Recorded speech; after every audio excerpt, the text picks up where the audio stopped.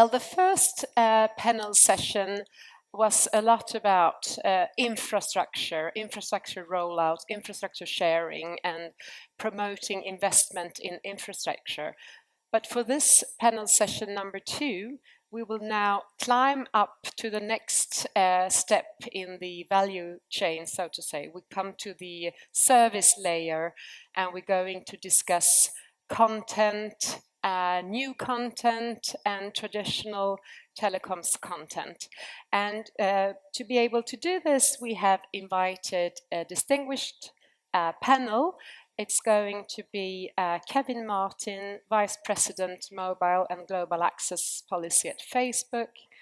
We have Michael Brown, Managing Director, Regulation and Competition Policy at Liberty Global. We also welcome Guillermo Beltrá, who is Head of Legal and Economic Department at the Consumer organization BEREC. And last but not least, we have David Jevons, partner at Auxera. And just to introduce the main theme for this session, the main theme is that content and traditional electronic communication services are converging and new players enter this converging market. How should regulators balance setting consumer safeguards with the need to foster innovation? With this panel, we want to give you an insight on the different distribution models for sending content to consumers. We would also like to shed some light on what kind of innovative solutions the consumers will benefit from these new emerging services. And we will also discuss the regulatory aspects of this issue. What kind of protection and transparency do consumers need to be able to fully benefit from these services? And maybe do we need a new type of consumer awareness, or will current policies and general consumer protection legislation be sufficient? And what kind of predictable framework do these providers, business developers, and innovators need in order to foster innovation and end user benefit? How can content providers reach new consumer groups in a user-friendly and sustainable way? Such new user groups like elderly people or people with impairments. So are there new inclusion approaches ahead so as to not only distribute these digital services to the digital natives, but also to new user groups? And with these words, I will leave it to the panelists to explore a bit on these topics. And I'll give the first word to Kevin Martin. Oh, great. Well, thank you, Sarah, and thank you all to BEREC and to Ofcom for inviting me to be here today. I certainly have always valued the dialogue with BEREC, and I know that actually when I was at the FCC, I frequently interacted. At the time, it was called the ERG, the European Regulators Group, and I see Matthias and others who were part of that at the time. And I think that the opportunity to engage, from certainly when I was at the Commission with BEREC and talk about these complex issues and how we should be thinking about a regulatory framework was critically important and was helpful for me. And I think that the question that we're talking about today, how do we balance consumer protection and innovation, was something that we struggled with and talked about at the time. So this isn't a new question, a new issue, but certainly the changes in technology are further pushing those challenges and those issues. So the basic question underlying has been talked about and struggled with, but I think that the changes in technology are making it even more challenging. And I think that as we try to decide how we should think through that basic challenge, I think that we should first try to talk about what are some of the principles we should try to bring to those questions. And I think that one of the first is we should make sure we're always asking, what is the problem that we're trying to solve? In other words, what is the harm, for example, that we're trying to make sure we protect consumers from? And I think that isn't always obvious, and that's an important step for all regulators to take a step back and ask, what are we actually trying to end up doing? Generally the regulations have all focused on the bottleneck infrastructure side, as we heard so much about in the first panel. There was a concern about making sure that people who had those bottleneck infrastructures didn't disadvantage consumers or other service providers. And as one of the earlier panelists described it, it was the access monopolies or duopolies had been the focus of regulations at first, because that was a position or place where competition wouldn't be adequate to protect consumers. So that was the underlying thrust of what that first what we were trying to address. And then even when you're trying to assess what regulations might be needed in that area, I think it's important to always take a step back and ask, what steps is the industry already doing to try to take that into account? So what self-regulatory measures they're taking. And I know BEREC has actually recognized in the past the value that ISPs, for example, have taken in bringing self-regulatory measures on ensuring transparency, for example. And I think that's something that is important for them always to look at. And then you should always make sure that you're trying to, along with the same principle, that any regulatory steps you take should be narrowly tailored to address the actual problem and should be flexible. And I actually think that the BEREC net neutrality guidelines are a good example of trying to end up doing that, where they are trying to address the particular problem, but also provide some flexibility for some case-by-case analysis. And that's why you're seeing some of the cases that are coming out of the different countries. And I think it's because that was the attempt that they were trying to bring. And I think that another important principle is that you do have to recognize the differences in the different players in the ecosystem. Again, in one of the words of the earlier panelists, the difference between the app layer and the infrastructure layer.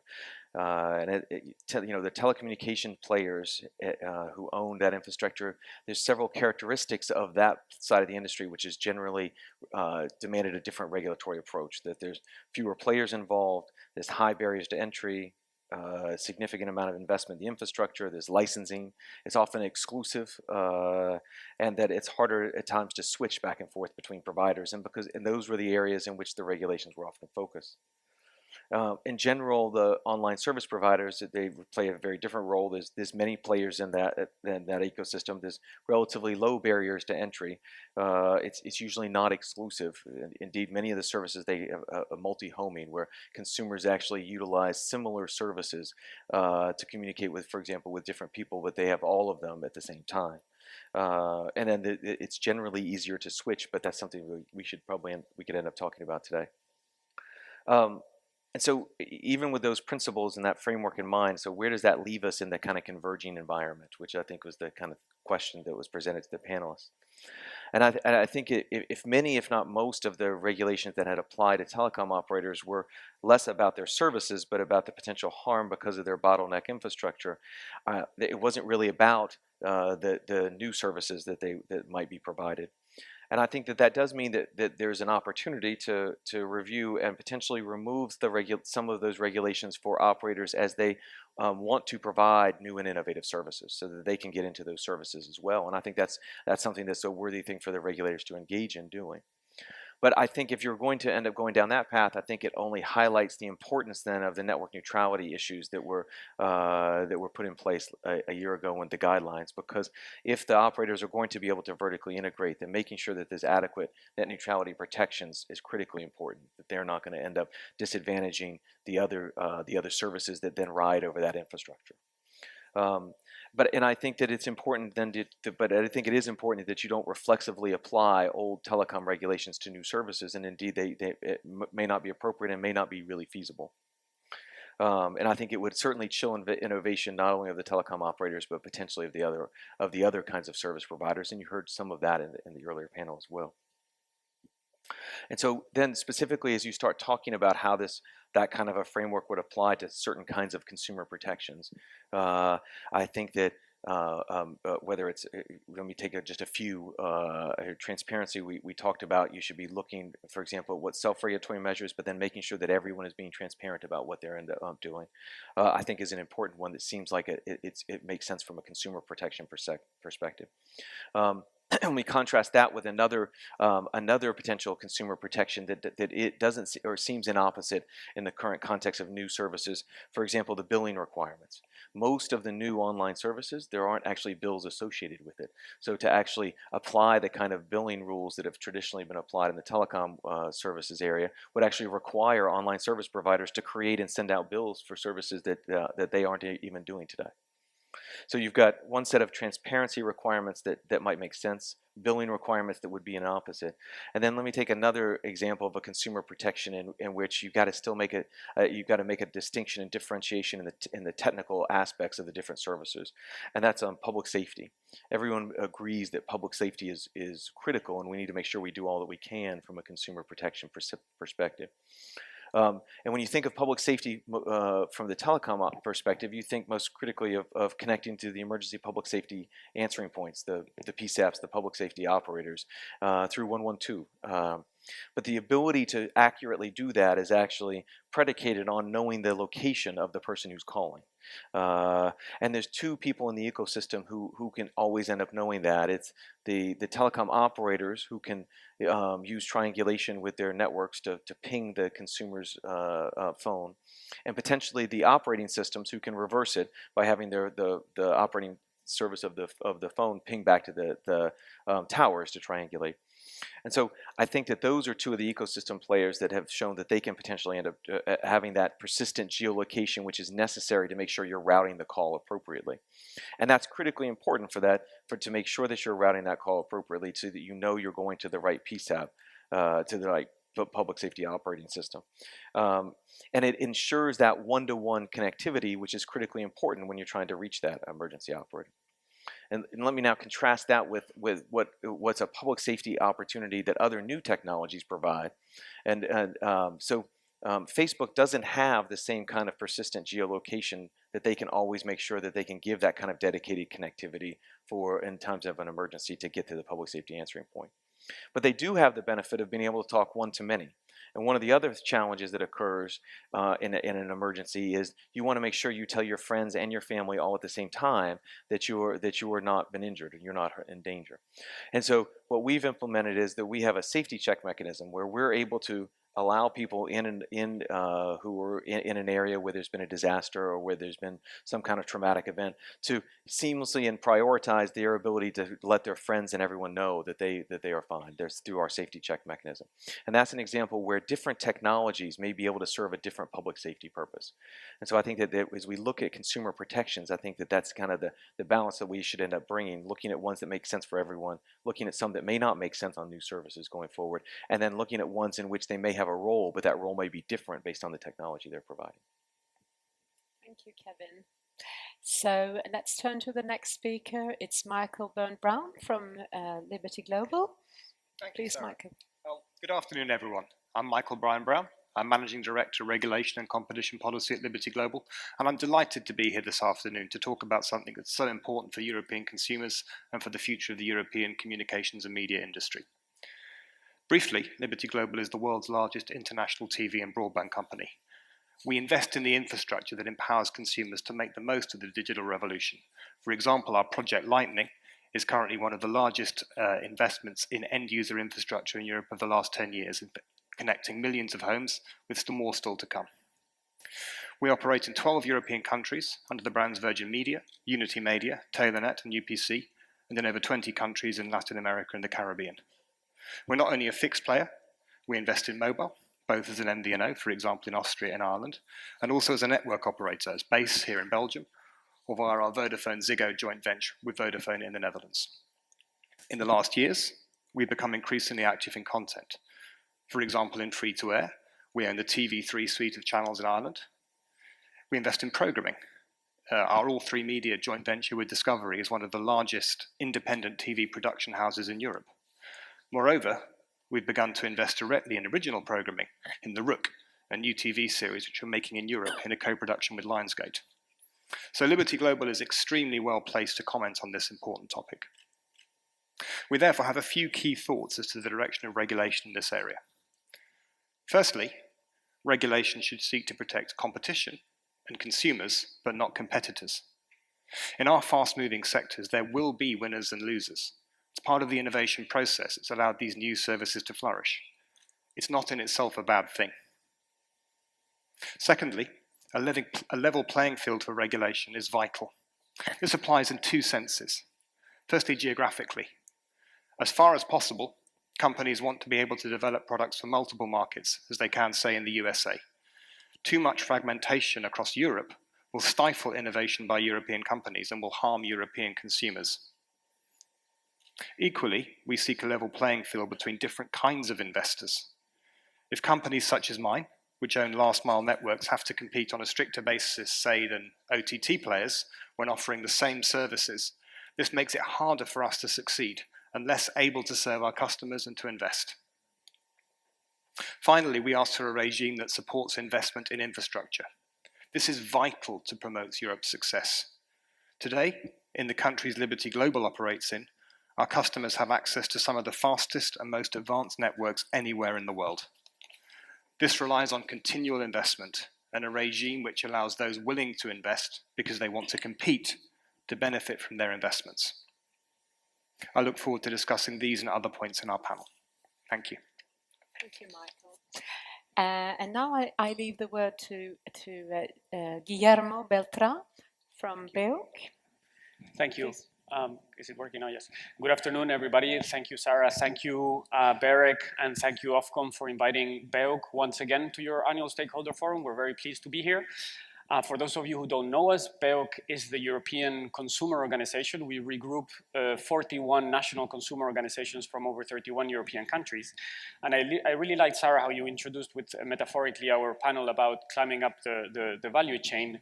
I'm going to try not only climb up, but I'm going to crawl around different value chains as well, because what I want to share with you today is our thoughts mainly on bundling, but not just bundling in this sector, but in this sector with other sectors and across multiple sectors, because we see a trend.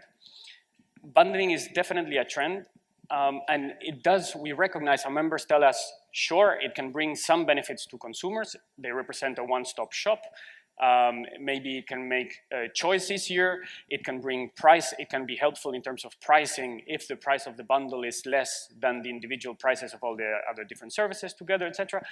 But what they mostly report as a challenge is that bundles become a way for companies to keep consumers with their services.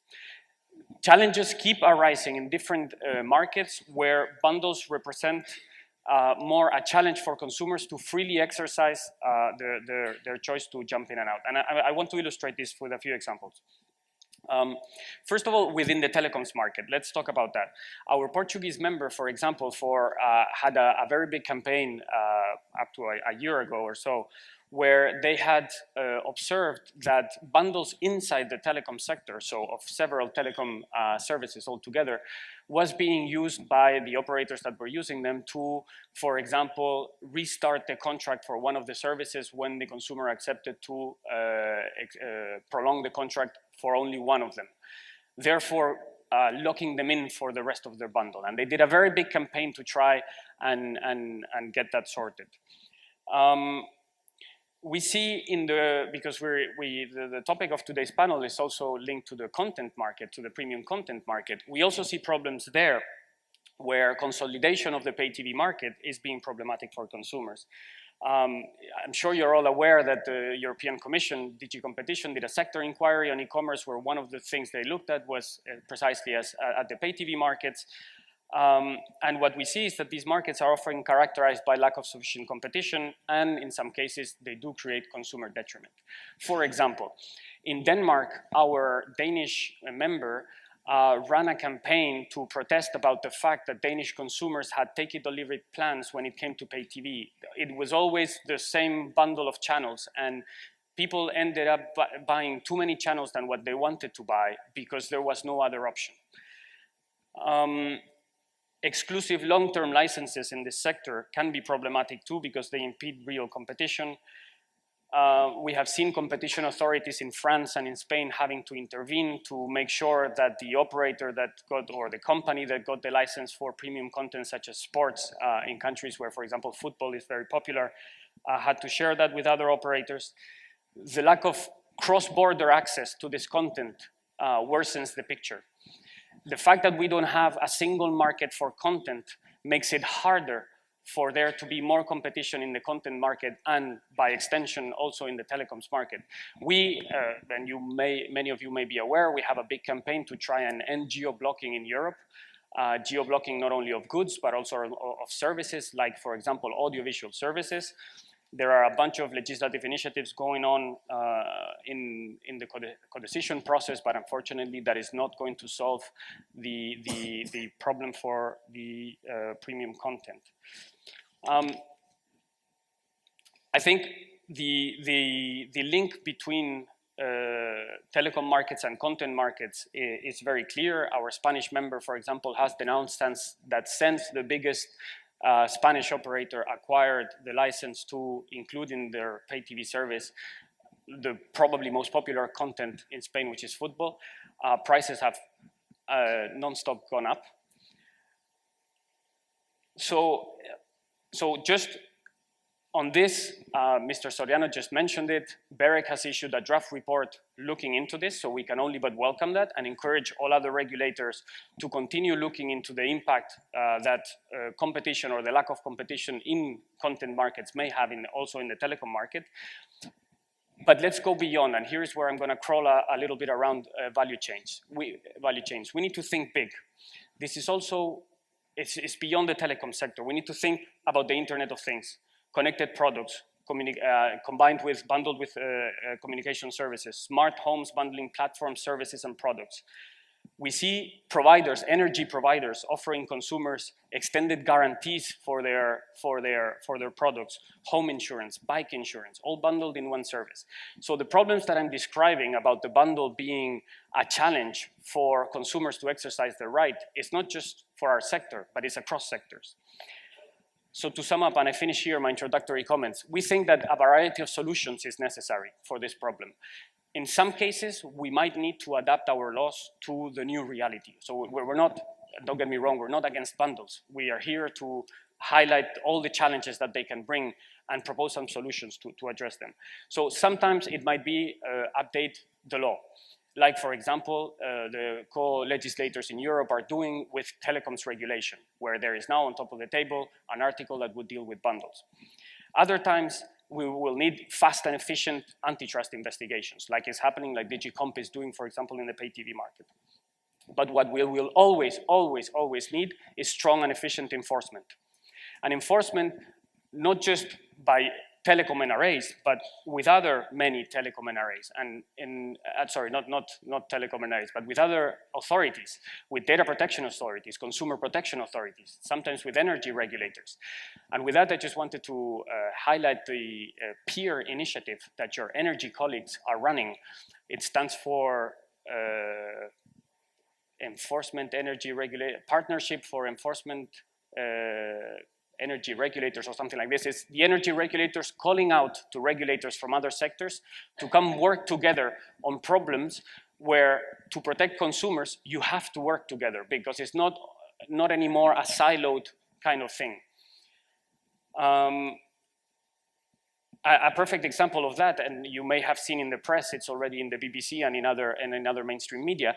Today we've launched a campaign called Watch Out, together with our Norwegian member, where they have identified a few GPS watches for kids that come, and which are already in the market, that come with very, very significant security flaws, and which do not respect basic consumer rights or data protection rights. Some telecom NRAs in Europe, I know, are competent for enforcing the Radio Equipment Directive, which is in force, so it's only a few months. Others might not be. It's another authority that is competent. This is a good example of how important it is for tomorrow's consumer digital challenges to make sure that authorities work together, not just at an EU level in one sector, but across sectors. And I can only here reinforce BEREC's message from last week that for that authorities need to be independent and they need to be well-resourced and they need to have the right powers for them to be able to do all their tasks in the market. Thank you. Thank you, Guillermo. And now to our last panelist, it's David Jevons, partner at Oxera. Please, David. Thank you.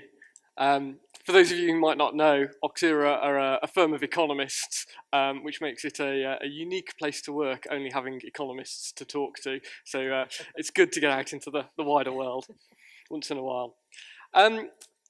We work across lots of different sectors. So not just in the communication space, where some of you might have heard of us, but also across many regulated and non-regulated sectors. And it's this challenge of how do you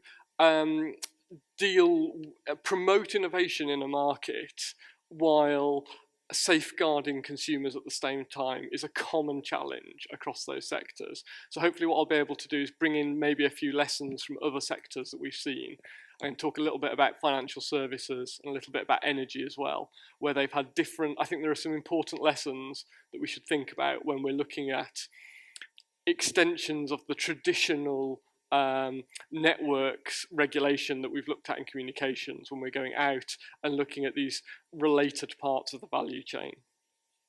But first of all, I want to point out, ask a very simple question of why do we bother? Why do we want this innovation in the first place? Now, it might seem really obvious that we want this innovation because we get like cool new stuff, right? But it's a bit more than that. It's a bit more than cool new toys. It's about we're living in an environment post-financial crisis where economic growth is really hard to come by. Governments are putting lots of effort into finding things in the economy that can generate economic growth. And the digital sector, I think the Commission likes to quote, is growing at 7 times the size of the non-digital sector.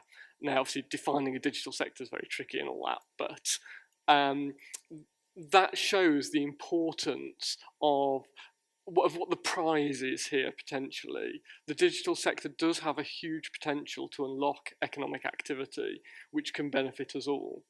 So we shouldn't dismiss innovation or shy away from it because it's scary or because we're worried about things which might offend some of our traditional regulation. Equally, new markets do bring new challenges, and we know well that some markets exhibit particular market failures and particular challenges which regulation can help solve. So this tension is a well-trodden one, and I think one of the really interesting areas is how they've dealt with this in financial services, where post-financial crisis, the way regulation has been introduced has been to encourage innovation, to allow it, but within a principles-based framework that says, here are our regulatory principles. We trust you firms to go away and innovate, create products, come up with products that are going to benefit consumers. But then the onus is on the firms to then prove that they are within that framework, and where the regulator finds they are not within that principles-based framework, they do intervene. And we have seen products which have low consumer value or are stopping, restricting choice in markets. We have seen intervention there to remove those products from the markets. We've got some interesting comparisons also in the energy market, where liberalisation of energy markets, as economists, we think this fantastic commodity good, surely there should be lots of gains from competition in this market. We can get down to that ideal price equals marginal cost answer. It's going to be fabulous. Who switched their energy supplier in the last year? Anyone? No. Even some of the regulators here are shaking their heads. It is not something that's exciting. It's not fun to do. I've worked in this industry. It's not, even though there are really quite substantial savings that can be made, it isn't something which gets people excited. And I think we underestimated that when we introduced competition into that market. There's also been a second important issue in energy markets, particularly in the UK, where a variety of mis-selling scandals combined with media coverage and a rhetoric between the regulator and the companies led to a breakdown in trust in that market, and where consumers got to the point where they were thinking, what's the point in switching if they're all as bad as each other? And that's a bad place, both for the regulator and for the firms involved to be in. So I would encourage both firms and regulators, I think you've all got responsibilities here to make sure that you're keeping trust in the market, because it's a very hard place to get back from.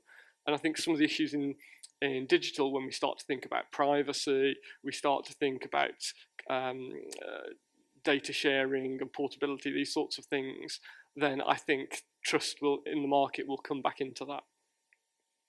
The other important thing that I think we need to know before we start intervening in markets is to have a really good understanding of how consumers choose products. And it sounds really basic, but it's really important. And it's one of the reasons that I think financial services regulation has been relatively successful, in that they had a really strong understanding of when do consumers make good decisions and when do consumers make bad decisions, which consumers are engaged and which consumers are unengaged in the market. Sad as it is, Homo economicus appears to be dead. The rational economist is only alive and kicking in perhaps one or two small corners of economic consultancies, but other than that, most of us are human beings. We all have our biases and our traits, and I think understanding that will be key to understanding whether organising our communications choices and purchasing habits in a particular way is going to be good for consumers or not. So what might make bundling of the network offering with the content a good thing? Well, what I think Brad referred to this earlier, the concept potentially of reducing the double marginalisation issue. You can potentially take out a layer of the margin in the value chain. It's a classic argument for vertical integration and may have some weight here. Perhaps more importantly, this is a bit sad, but digital services are a lot more exciting to consumers than networks. They're a lot closer to what you get. So, I mean, we can see with the activity on Twitter, for example, here, people get excited, they hear someone say something, and they want to have their say. They can respond straight away. They're really excited by that. They're less excited by whatever the network is behind it that's delivering that side. So if you put the two together, it may be that you engender more engagement in the market, and consumers will potentially be more active in those markets. There are some risks, though, of this type of bundling. As Guillermo was referring to earlier, there are some challenges, particularly when you start to offer, if we go to a world where we're offering a whole variety of content and digital services combined with a network, that's an awful lot of choice for consumers to handle. And maybe they can handle that, but I don't think we know that yet. Will they default to their existing alternatives and stay there? There's some interesting comparisons here. When we buy a car has a huge range of features, some of them very technical and complex, some of them much more intangible, but we trust consumers to make those decisions, and generally they seem to be able to do that quite well. They might seek guidance, but they seem to do all right. Whereas in other markets, consumers really struggle to make decisions. Even something like energy, which is quite a simple good with a simple price and quality, but we still see consumers getting it wrong in that market. So I think we don't yet have the evidence base on how consumers make decisions on digital tools yet to be able to decide whether those bundling patterns are right or not. Finally, I want to talk a little bit about distributional outcomes as well, because I think as regulators or people involved in the regulatory space, we've all got very used to focusing on efficiency concepts, but increasingly society, consumers and politicians are asking us to look at the distributional outcomes. And the more products that you add into a market or into a bundle, then the more complex it is to see who's getting good value for money or not in that. And I think we will see an increasing onus for firms and regulators to look at what are the distributional outcomes. And we've seen this recently, certainly in the UK, we've seen the Ofcom investigation into customers who buy a fixed line only, for example. Are they a particular group who may be sharing a particularly large proportion of the fixed costs compared to those who are buying bundles? So I think there'll be that I predict ultimately that this will move towards a situation where firms will be expected to be able to articulate who is contributing to the fixed costs of a network, because these are high fixed cost, low variable cost products. There'll be and we'll want to see much more information about the distributional outcomes across the product and the service. Thank you. So now we've listened both to those who distribute these kind of services, the supply side, so to say, and we've listened to the demand side also, and the analyst side. And I can assume that you all in this saloon feel a certain commitment to having end users benefiting from your services and feeling safe and comfortable when they buy these services. So I guess you have a lot of questions on which is the best way to make sure that your end users, your main income stream, are safe and secure and happy buyers also in the future, because that's our main raison d'etre for us all, both as providers and regulators, to have end users that can benefit from this market development. So feel free to take the floor.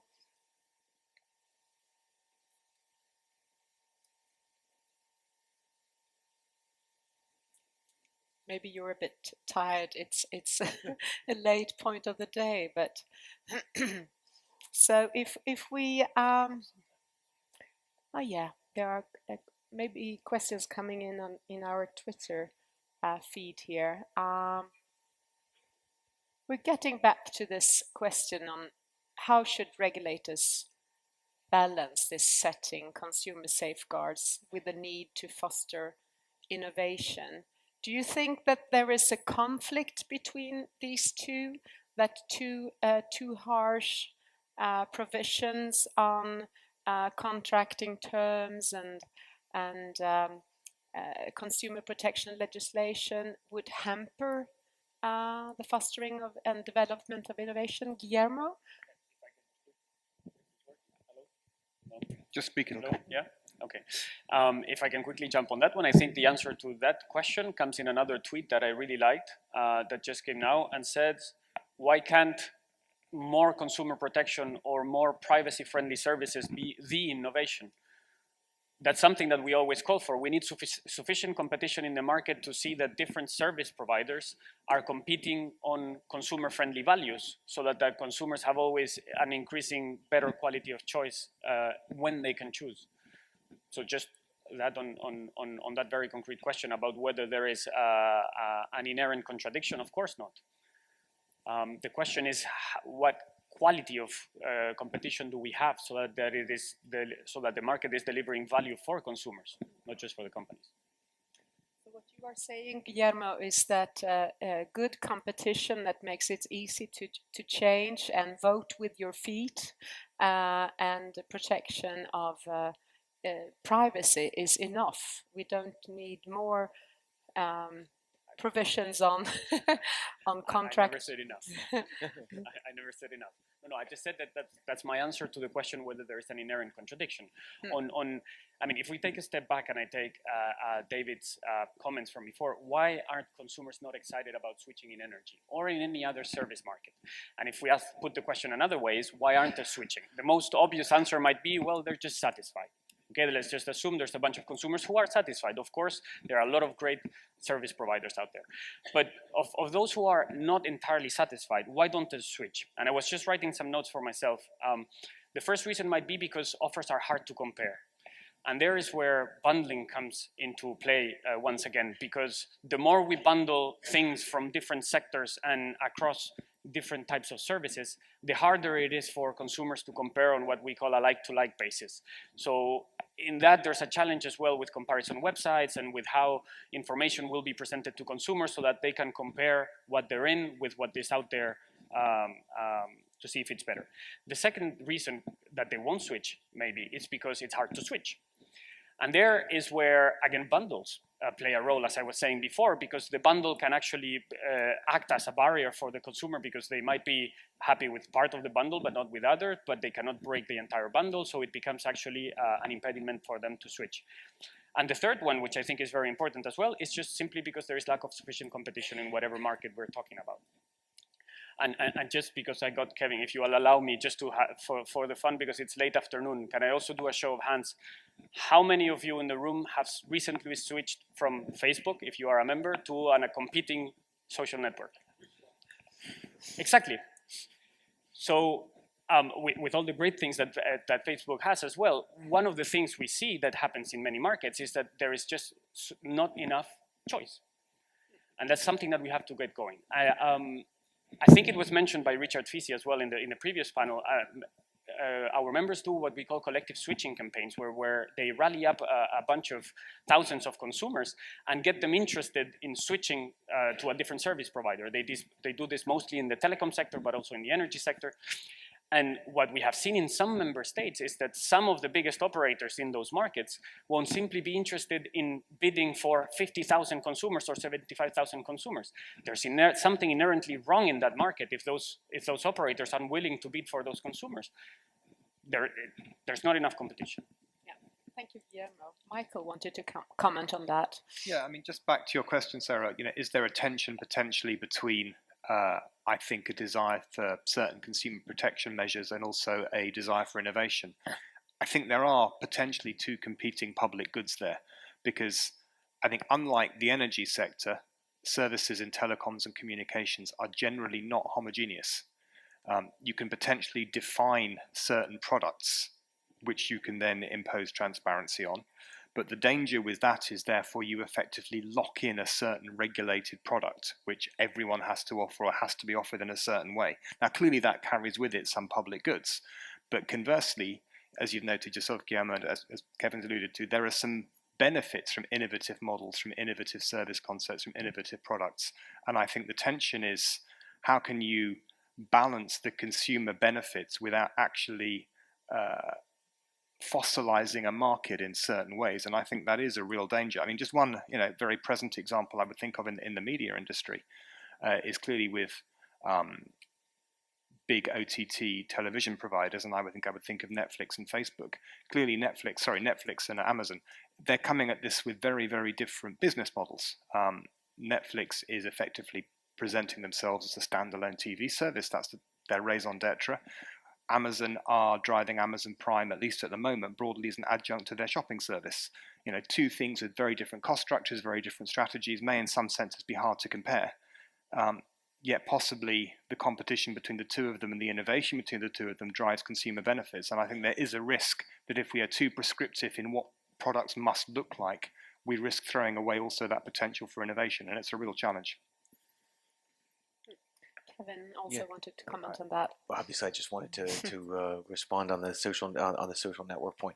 Right, there are other social services like Twitter that we're using here, Snap, LinkedIn. So there are other kinds of services that people can take advantage of, as well if they would prefer to. But obviously, it's good that we see so many people using Facebook. We're certainly happy about that.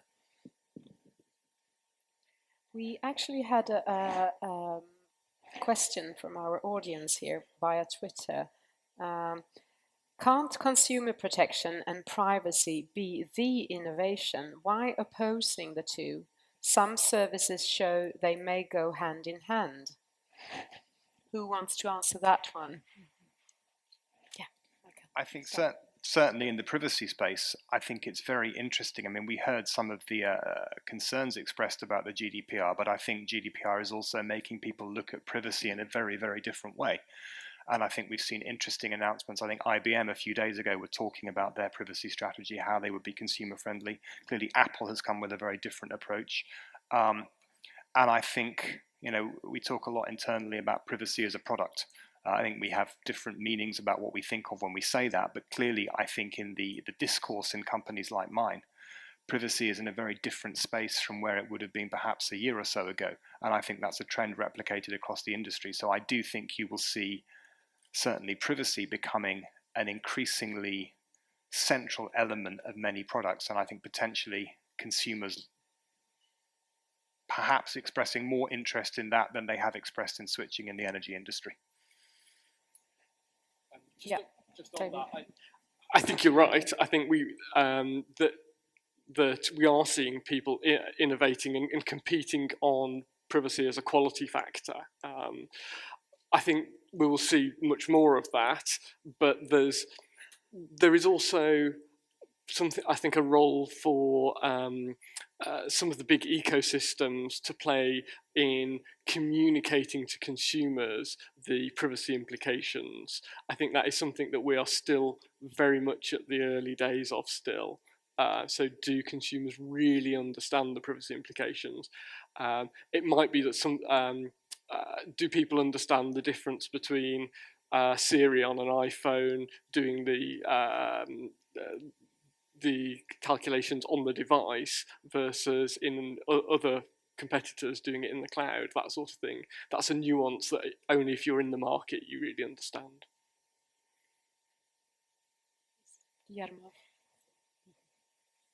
No, just to build on that point as well, I think here again, for privacy to become a variable in consumer choice and for market competition to deliver better and more privacy-friendly products, once again, you need real competition in the market. And here comes to mind Google and its overwhelming market dominance in the operating systems market, in Europe at least, where through this, and this is something that the European Commission is investigating, it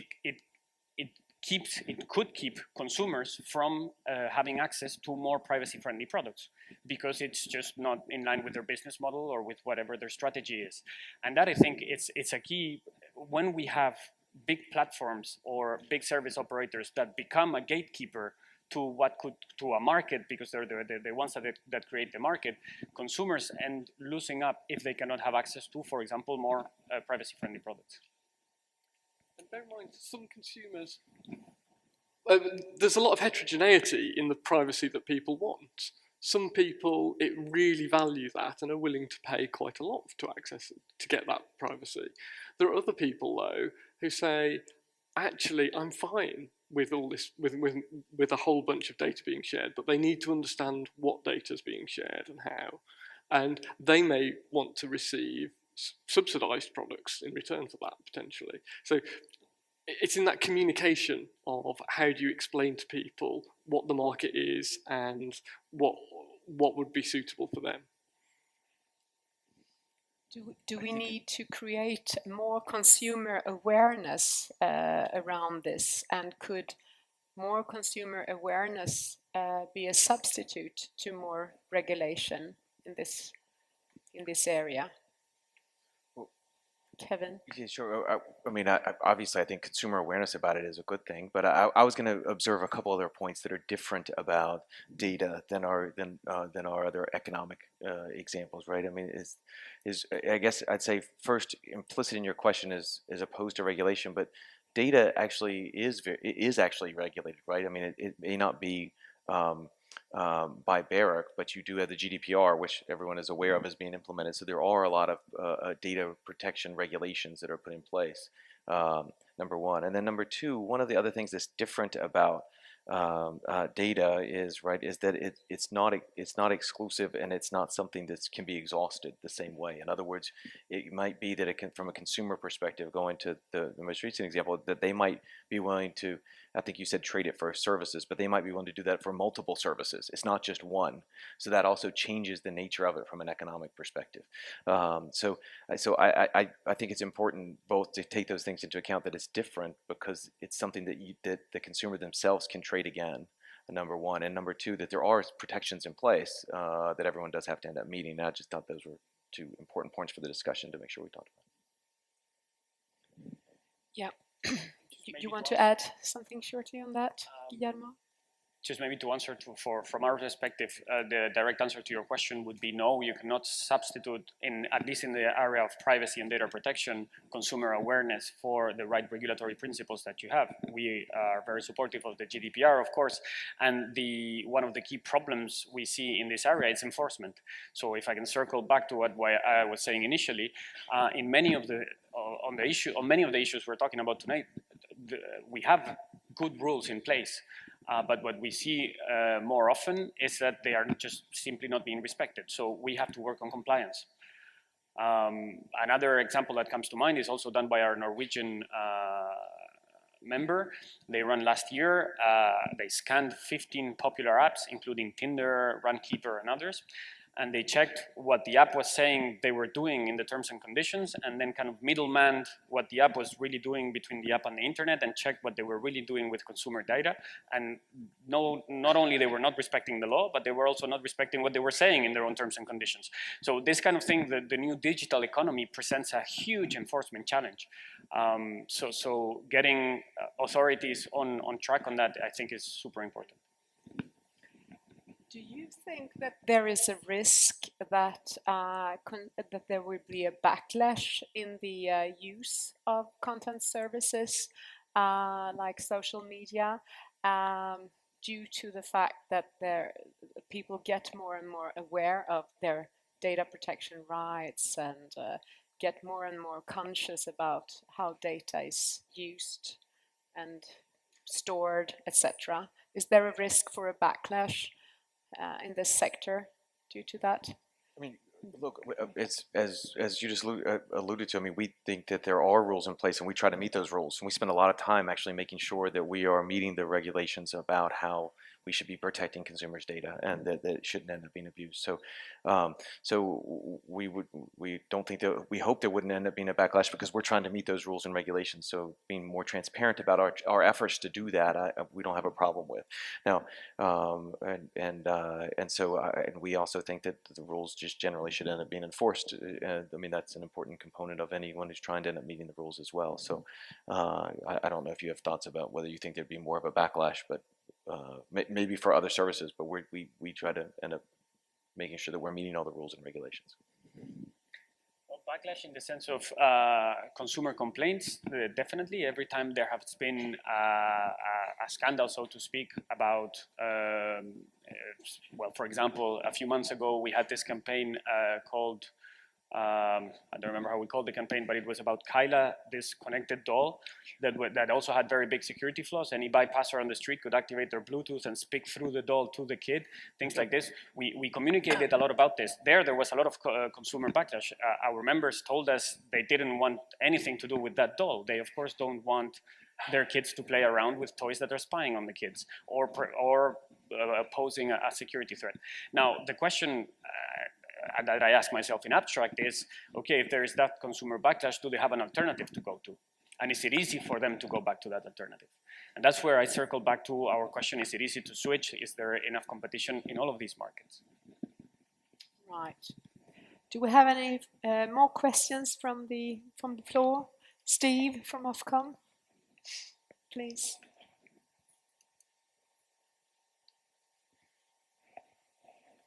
So it's continuing to explore this question about data privacy, which I think is one of the key areas where there's a potential conflict between innovation and consumer rights. There was discussion earlier about the idea of some form of safe harbour to allow certain types of innovation I think particularly where the concept of informed consent maybe just doesn't work very well. I can think of various IoT applications, for example.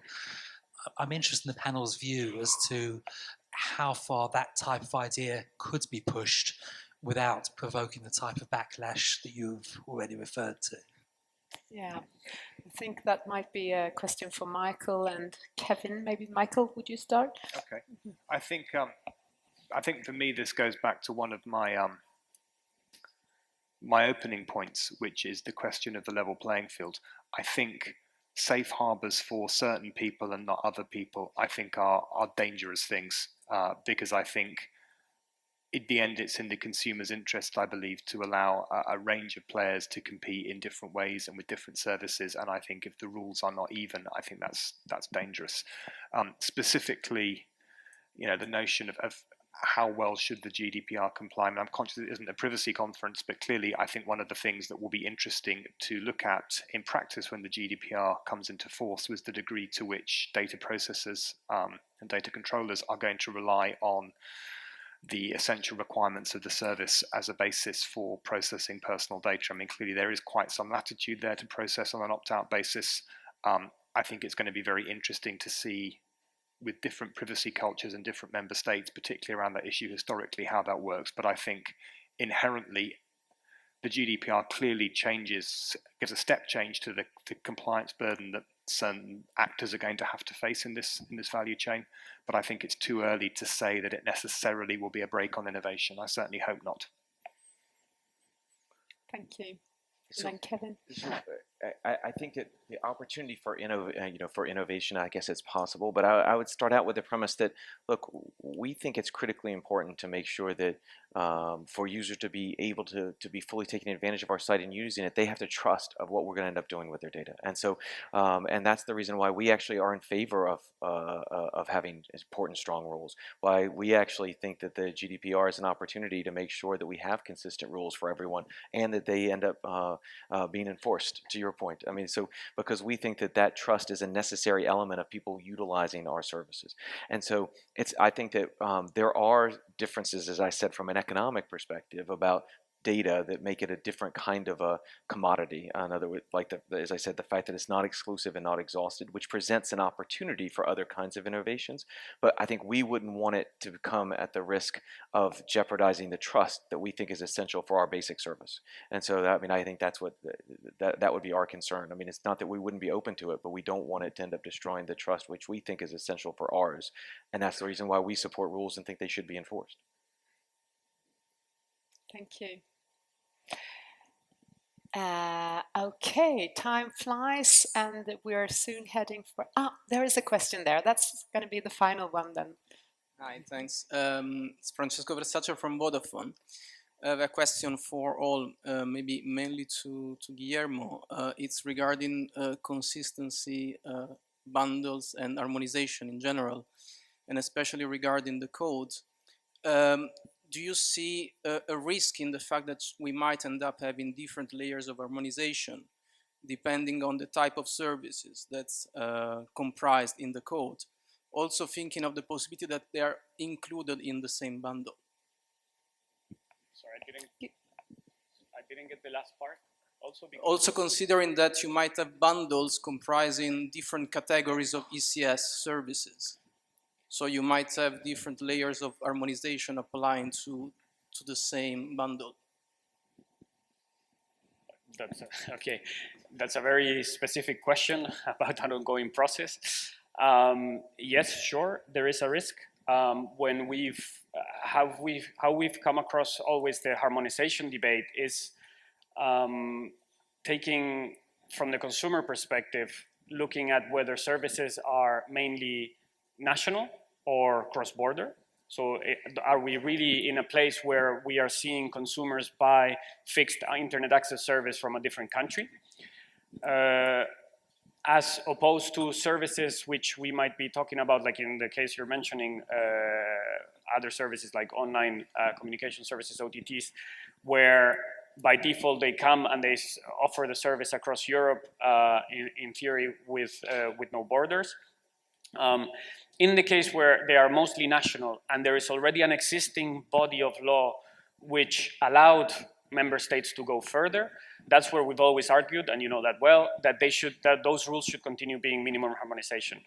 For services, whether new consumer protection measures are being put, and it is the first time that it is being regulated, we have always argued it is perfectly fine to do maximum harmonization at a high level of consumer protection. Now, you raise a very important point, which is now that we're talking about bundling across services and across sectors, there is definitely a risk of having different degrees of harmonization within one bundle, but that is not something that the code is necessarily worsening or that it is going to solve, that it is a fact of the market reality that we're seeing because of everything that we're talking today. I don't know if that answers your question, but I recognize that risk, and definitely there, consumer awareness that we were mentioning before is key.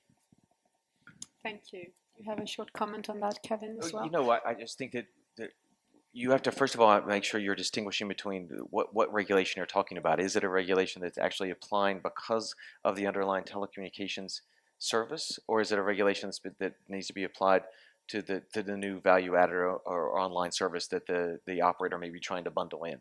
And so I think that that's a critical distinction you have to make up front. And then because then you can determine both when you're talking about bundling across services, the necessity of it or not, because you know, and I think that fundamental premise about what you were trying to end up doing with the regulation, and does it apply because you're the infrastructure provider, or is this a general kind of a consumer protection that we want to make sure applies, needs to be at the forefront of those decisions? Thank you. Just you have a short comment on that, Guillermo? It's not actually on that. It's just a thought came to mind about what the gentleman here in the front was saying just earlier, because I think it's also, we're talking about innovation and what innovation can be confronted with, whether it is it comes against other values, like, for example, consumer protection. And you mentioned informed consent. And I think Michael raised the point that under the GDPR, consent is not the only legal ground to process data. There's many other grounds, but let's not get into that. There's also the e-privacy debate, and there's a big day tomorrow with a vote, etc., where consent in principle is the legal ground. When we talk about innovation, and we ask with my colleagues, what about innovation on the ways to give consent? So innovation on the ways to better comply with the law is also innovation.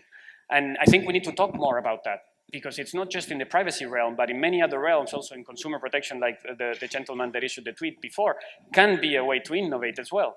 So we encourage always industries to look into how they can differentiate themselves vis-a-vis consumers by innovating in the direction of protecting the consumer value first. So maybe the consumer will be the king in the long run. Well, that's what market theory says, no? Theory. That's good. So time flies, as I said. I'll try just to wrap up what we've discussed. We can conclude that converging is not only emerging, it's here and it's going on, and we are more than dependent on these new content services as end users, as much dependent as we are of the traditional telco services. And we have also discussed that the question of whether convergence need regulation or not cannot be isolated to just look at consumer protection included in these directives, but it's also a question about bundling, creating more competition, making sure that competition is there. And it's also a question of data protection to make sure that consumers are aware and can have trust and faith in the use of their data. So it's a complex issue with many nuances. And with that, I want us all to thank this distinguished panel with a big applause.